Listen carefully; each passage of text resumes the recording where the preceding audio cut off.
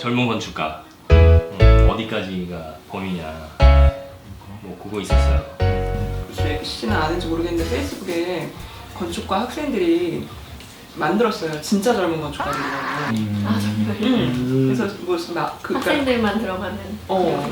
그룹인지 아무튼 그게 뭔가 해서 이렇게 전시를 했었나 뭔가 있었거든요. 근데 이제 수희 씨 같은 사람들이 봤을 때는 뭐 41, 둘이 이렇게 젊은 건축가라고 활동하는 게 그게 좀 이상해 보일 수도 있는 거죠. 그게 그 세대의 어느 시점에서 보느냐에 따라서 조금. 근데 그걸 꼭 나눠야 돼요? 젊은 건축가, 안 젊은 건축가? 그러니까 왜 네. 나눠서 저는 그게 이거 주제 바꿔서 왜 이걸 나눠야 되지는 사실 의문이 들었었거든요. 그 위원회랑 제가 프로젝트 하나를 진행했던 적이 있는데 엄청 왜? 아무튼 나중에 얘기를 해드릴게요. 먹으면서 복잡해요. 얘기하시죠. 그러니까 그분들이 젊어서 데린 건 아니잖아요. 저는 젊은 줄 알고 갔어요. 근데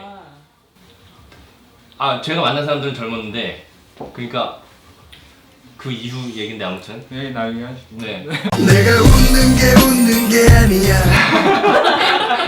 그러니까 이게 젊다는 게 우선은 젊다는 게 몇 살부터 몇 살까지인지도 여기 내부에서는 그렇죠. 없고 한국에서는 제가 봤던 전시 중에 하나는 그야말로 영 아키텍트 전시라 그래가지고 그때는 그런 게 있긴 있어요. 언더 30였어요. 그러니까 30 네, 이하였어요. 20대, 30대 이렇게 보통 뭐 네, 왜냐하면 해외에도 그런 게 있어요? 네, 있어요. 영화 근데 아키텍트 그거 포럼도 그건 한국인가? 근데 이제 막 시작하는 분들을 상대로 그거를 이제 하는 건 그러니까 주목을 할 만한 그러니까 신인들을 이렇게 그쵸. 보는 거지 30대, 반드시 30대 이전에 정말 건물을 지어서 뭔가 포트폴리오를 만들기 시작했다는 건 대단한 일이기도 하고 우리나라에서 거의 힘들기도 한데 어쨌든 졸업하자마자 독립해서 일하는 건축가들 중에서 업적이 있는 사람들이 이제 지은 건물들을 전시하는 거였어요. 그럼 영 아키텍처가 그냥 일종의 그냥 그룹인 거예요? 아니면은 뭐 인스티튜트 같은 그거는 이제 만들기 나름인 것 같아요. 축출해서 이제 그거는 전시를 위한 전시였고 제 생각에 그 전시의 의도는 건축 학교를 벗어나서 그 세상에서 이제 그 5년 안에 할 수 있었던 일들이 이런 게 있다. 그런 걸 보여준 전시였던 것 같아요. 그래서 되게 인상적이기도 했고. 우리나라는 젊은 건축가 상을 주기 이야기하면서부터 시작하면서. 젊은 건축가를 그게 45? 나오지 않았어요? 그렇죠. 그죠. 네. 만 45이었어요. 45이면 그렇게 젊은가? 근데 이제 아직 근데 그거 넘어도 상 주던데? 그래요? 약간 문제가 있었죠. 아 그래? 네. 뭐 말이 있었어요? 네. 건축가의 전성기는 50대인가요, 여전히? 요즘은? 50대 넘어야 전성기가 오는 건가요? 그거 잘 모르겠어요. 요즘은 그러니까 근데 이제 완성되지 이게 않은 느낌이 뭔가 이것부터가 시원찮게 있는 것 같아요. 젊은 우리가 건축가가 워낙에 이 나이대별로 뭔가를 이렇게 규정하고 캐터거라이징을 탁 해서 이 스테레오타입을 딱딱딱 만들어 놓는 약간 그런 게 있어서 그런 거가 아닌가 싶어요. 젊은 건축가 부류가 나이대로 나눠져야 된다고 생각을 하세요? 아니면은 시작하는 시점, 독립하는 시점 혹은 뭐 일을 하는 시점에서 이렇게 몇 년 동안 뭐 이런 식으로 나눠지는 게 맞는 거죠? 저는 굳이 뭐 분리를 해야 되나 싶은 생각이에요, 저는. 네, 저도 그런데 어쨌든 있으니까 네, 있으니까 그게 어쨌든 운영이 돼야 되는 거잖아요. 근데 지금은 저는 살짝 모호하다고 생각을 하는데 잘 모르는 부분인데 그러면은 제대로 운영이 되려면은 이게 기준이 어느 쪽으로 바뀌는 게 좀 좋은 것 같은지. 이게 운영이라기보다는 이게 뭐 그룹을 만들어서 운영을 하는 건 아니니까 그 아니 수요가 많은 이런 있으니까 많이 소조직 쓰는 것 같거든요. 건축주들 나이가 어려진 것도 일조했다고 생각을 하는데 자기 또래 건축가들이랑 얘기하고 싶어 하고 네, 그런 수요가 있어서 이제 사람들이 찾을 때도 이제 젊은 건축가들을 찾게 되고 그런데 그거를 딱딱딱 나눠서 해야 되느냐? 젊은 건 그러니까 그건 저는 아닌 것 왜 그러니까 뭐 말씀하신 유럽에서도 뭐 영아키텍스가 뭐 있고 하지만은 그런 거는 이제 신인들 전혀 알려지지 않은 사람들을 이렇게 조금 이렇게 발굴하고 소개를 해주는 의미지 이거를 어떠한 조직화를 하거나 그러지는 않는데 우리는 뭐 하면 또 말씀하셨듯이 무슨 포럼 해가지고 이렇게 있고 일종의 물론 좋은 의도로 시작한 거겠지만 이게 이 디스크리미네이팅을 막 하잖아요. 너무 많아요. 내 새끼들, 이래 새끼들, 쟤네 새끼들.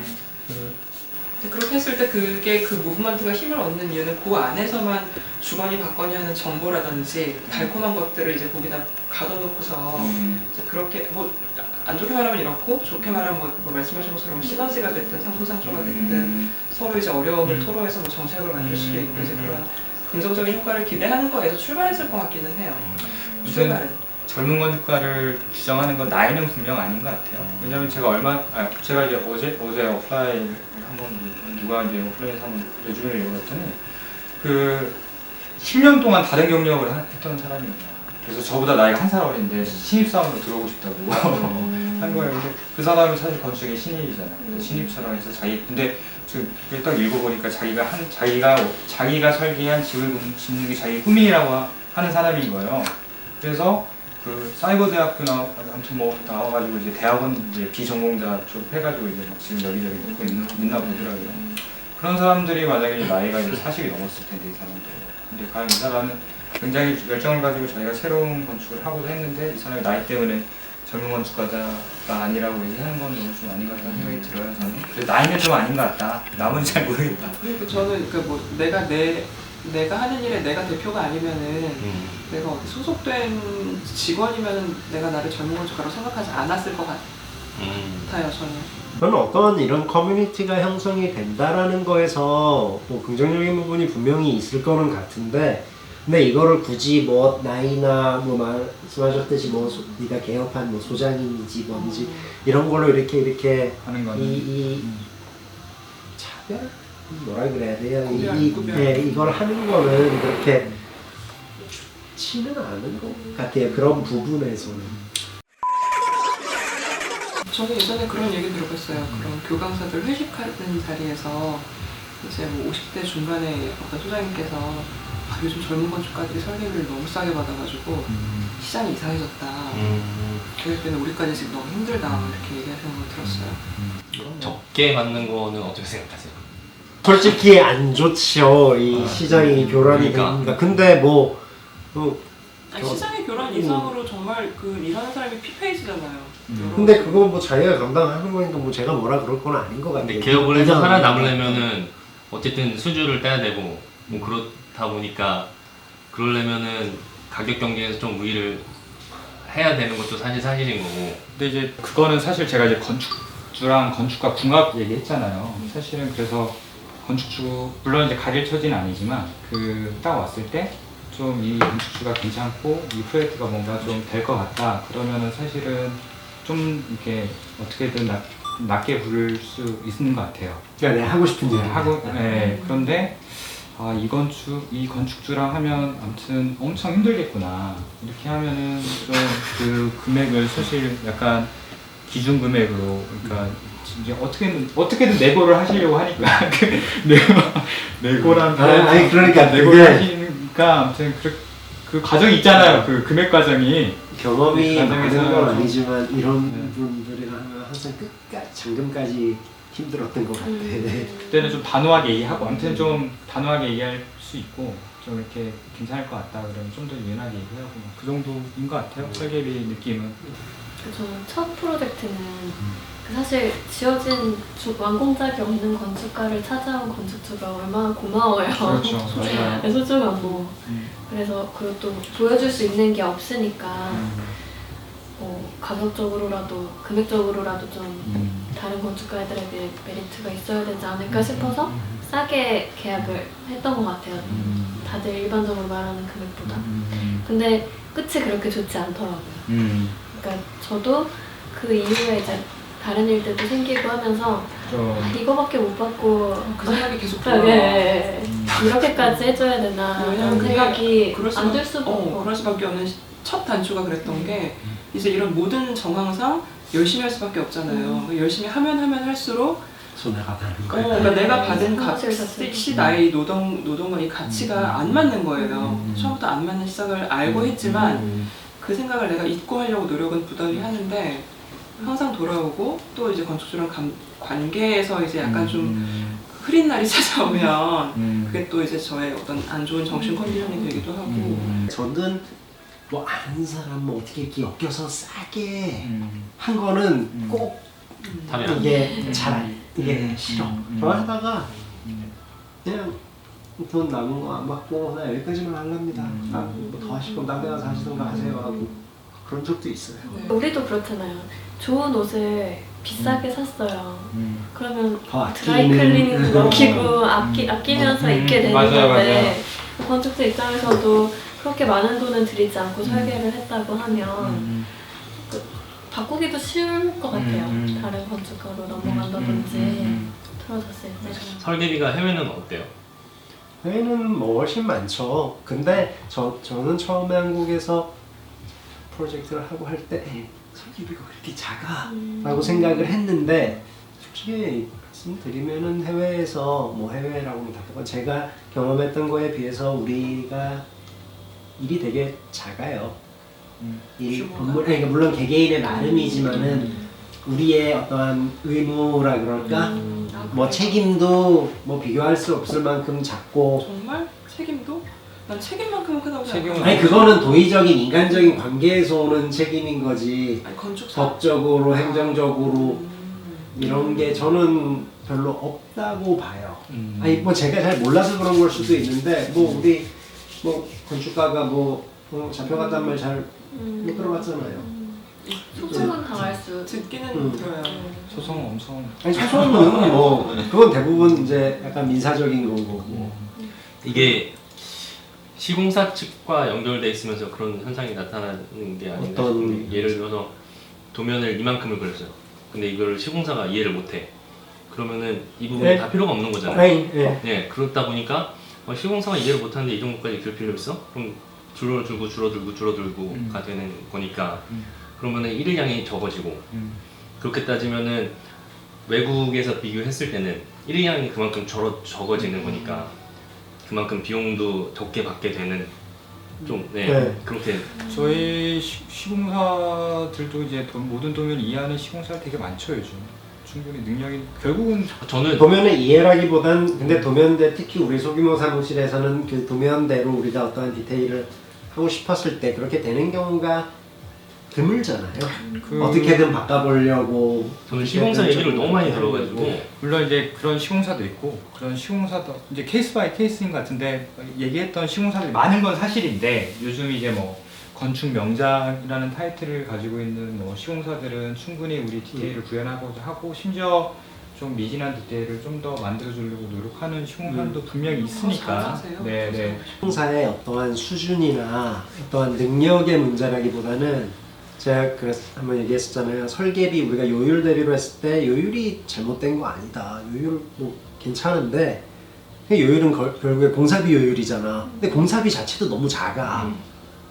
그러니까 그렇죠. 공사비가 별로 문제인 것 같아요. 그러니까 우리가 예를 들어서 뭐 적정하게 뭐 20억이 들 건물이다 하는데 건축주는 수단과 방법을 가리지 않고 뭐 19억에 계약하는 것도 아니야. 한 14억에 어떻게 계약하려고 이렇게 하니까 우리가 설계 의도대로 당연히 해달라 그러면 뭐 이 사람은 죽으라는 얘기인 거잖아. 시공사의 견적을 받아보면 뭐 아주 싼 데도 있으니까 네. 사실 뭐 그게 뭐 사실 인력 차이가 아닌 경우도 되게 많아요. 주택이어도 사실은 이제 그런 데서 이제 건축주의 어떤 당연히 판단은 아래쪽으로 볼 수밖에 없는 네. 거지. 근데 이제 나중에 훨씬 더 문제점을 가질 수밖에 없는 건데. 회사마다 또 다르기도 하고 네. 그러니까 그 설계비만큼이 얼만큼인지를 아까 얘기하신 것처럼 뭐 도면 양으로 따질 건지 아니면 내가 지는 그 법적 책임 나의 어떤 그거로 따질 건지 사실 그거는 여러 방법이 있는데 이제 그렇게 뭐 기준이 뭐가 됐든 뭐 말씀하신 것처럼 나는 뭐 내가 한 일의 크기에 비해서 설계비가 크지 않다고 생각하면 사실은 저는 다행이라고 생각하는데 그게 아닌 경우가 많잖아요. 제가 드리는 뭐 절대 시간이 일단 많고 고민하는 것도 많고 근데 이제 그거를 건축주는 잘 모르시고 모르시는 경우가 많고 건축주는 항상 너무 많이 줬다고 생각해. 너무 많이 줬다고 생각하시고 저는 어떻게든 그 가격이라는 거를 좀 건축주들이 쉽게 접할 수 있게 뭔가를 이렇게 해야 되는 게 근데 아닌가 저는 싶어요. 건축주가 뭐 일단은 건축가를 좀 신뢰하고 그것도 그게 없잖아요. 중요한 것 같고요. 아니면은 품을 팔면 돼요. 아니면 본인이 그게 다 못 믿겠어 이 가격들을 하면은 설계도서를 받아가지고 그거를 뭐 적산을 맡겨가지고 그걸 뽑은 다음에 공내역을 만들어가지고 이제 견적을 의뢰를 하면은 그래서 국내역 수량 산성 다 돼 있으니까 니네 단가만 적어 해가지고 받으면 되잖아.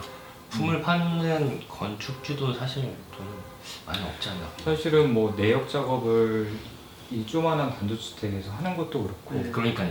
그것도 사실은 있죠. 시공사가 그거를 또 안 해주는 것도 사실 그렇고 외국은 어떻게 됐나? 외국은 어떻게 됐어요? 내역이나 내역은 내역 하는데 그러니까 저 아무리 작은 그러니까 어떻게 보면 나는 소장님은 우리는 근데 건축가가 책임이 너무 음. 우리가 다 해야 되잖아. 맞아요, 맞아요. 근데 기본적으로 무슨 기술 설계들은 내 일이 아니었고 거기서는 그러고 내역은 사실 절대 잡으면 안 된다고 배워요. 이건 무조건 소송감. 왜냐면 내역은 항상 빵꾸가 나게 돼 있어. 이건 무조건 소송감이야. 이거 잡는 거는 미친 짓이야. 그러면은 내역을 근데 우리는 아, 우리가 내역 사무실에서 받아가지고 빚진에 도장도 없고 그걸 우리가 제출을 해야 되잖아. 그게 되게 찜찜해 할 때마다. 난 그럼- 내역은 하기 싫은데. 그게 안 된다고 하면은 그러면은 어쨌든 그 주택이나 아니면 건축 시장에서 잡혀있던 그 평당에 관련된 그 고정관념? 어느 정도는 그게 뭐 타당하고 나름 합리적이기도 하지. 그러니까 뭔가 좀 특별한 거를 하기에는 역부족이지만, 근데 문제는 평당 450으로 알고 왔어. 평당 450에 할 수 있어요. 그냥 무난하게 하면 되는데 평당 450에 뭔가 특별한 걸 하고 싶어하니까 그게 문제인 거지. 저는 이 평당 450이라는 게 뭐 내역 잡고 이제 그거 출발할 때의 목표이자 꿈으로 그렇게 부르는 건지 공사가 다 끝나고 저렇게 만들어진 건물을 정말 최종 산출을 했을 때 진짜 그게 450인데 저거라고가 처음 그게 처음이라고 해서 안 맞을 거예요 분명히. 그리고 우리가 공개된 가격을 봐도 조심히 봐야 되는 게 빠진 이거 것들이 건축비 상관이 평당 500이었어. 500이야 해도 우리가 말하는 그럼 토목공사비도 빼고 인테리어 공사비도 빼고 건축공사비만 하면 뭐 350이면 돼. 달콤한 네. 말을 만들기 위해서 빼야 되는 것들이 엄청 많아요. 그러면 이런 잡혀있는 그 평당이라고 잡혀있는 그 고정관념을 깨는 뭐 좋은 방법이 있을까요? 아주 뭐 이렇게 사회적으로 네, 사회적으로. 그리고 서류상의 평당이랑 실제 평은 다르잖아요. 그러니까요. 그러니까 우리가 허가서에서 받는 건축물 대장에 나오는 면적이랑 그 실제 면적이랑. 공사 면적이랑은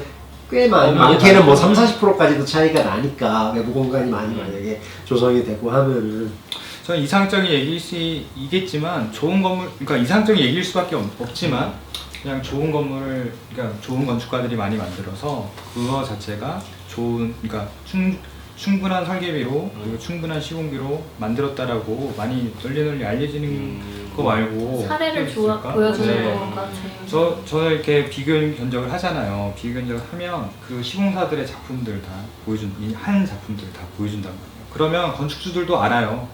견적 싼 시공사는, 근데 가끔 이제 견적 싼 시공사가 좋은 건물 만들 때 좀 난감할 때가 있는데 그래서 아무튼 대부분 좋은 시공가 아무튼 이 좋은 시공사는 뭐 이렇게 싼 견적은 내지는 않으니까 그 정도 이렇게 사례를 보여주고 찾아가 보면서 충분히 이렇게 설득을 시키려고 노력하는 거죠.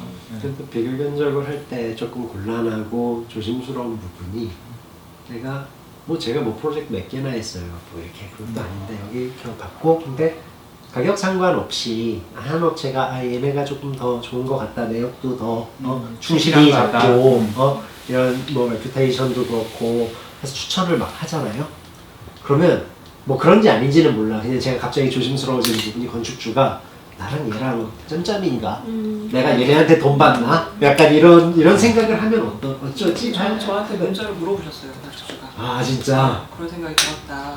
그게 아니길 바란다. 그러니까 우리는 그냥 얘네가 우리도 사실은 우리가 설계한 게 잘 지어지기만을 바라는 거잖아요. 건축주랑 같은 생각을 가지고 우리는 선한 의도로 일을 하고 싶은 건데 내가 이 업체가 괜찮은 것 같습니다.